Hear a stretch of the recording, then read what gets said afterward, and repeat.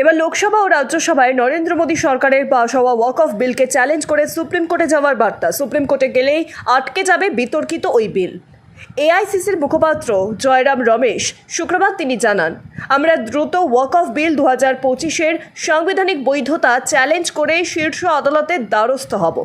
টানা 12 ঘন্টা বিতর্কের পরে বুধবার রাতে লোকসভায় পাশ হয়েছিল ওয়াক অফ বিল। পক্ষে 288 এবং বিপক্ষে 232টি ভোট পড়েছিল।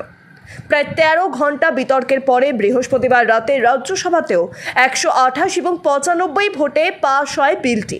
নতুন বিলে ওয়াক অফ কাউন্সিলে এই প্রথমবার দুজন অমুসলিমকে স্থান দেওয়ার কথাও বলা হয়েছে, যা আদতে মুসলিমদের স্বাধীন ধর্মাচরণে সাংবিধানিক অধিকারের পরিপন্থী বলে কংগ্রেসের অভিযোগ। দলের রাজ্যসভা সাংসদ তথা আইনজীবী অভিষেক মনু সিংঘতির দাবি, ধর্মীয় কোনো প্রথা বা ব্যবস্থাপনা যদি সেই ধর্মের অবিচ্ছেদ্য অঙ্গ হয় তা ভারতীয় সংবিধানের 25 এবং 26 অনুচ্ছেদের মাধ্যমে সুরক্ষিত। যদি আইন কোনো ধর্মের প্রতিষ্ঠান চালাতে বাধ্য হয় তবে সেই আইন অসাংবিধানিক। ওয়াক অফ মুসলিমদের ধর্মাচরণ প্রক্রিয়ার অবিচ্ছেদ্য অঙ্গ। সুতরাং নতুন সংশোধনী বিলে তাতে অবাঞ্ছিত হস্তক্ষেপের বন্দোবস্ত করা হয়েছে। প্রসঙ্গত, এর আগে 2019 সালে সংশোধিত নাগরিকত্ব আইন নিয়েও শীর্ষ আদালতের দ্বারস্থ হয়েছিল কংগ্রেস, আর সেই মামলা এখনও বিচারাধীন। Bureau report, sky news Bangla.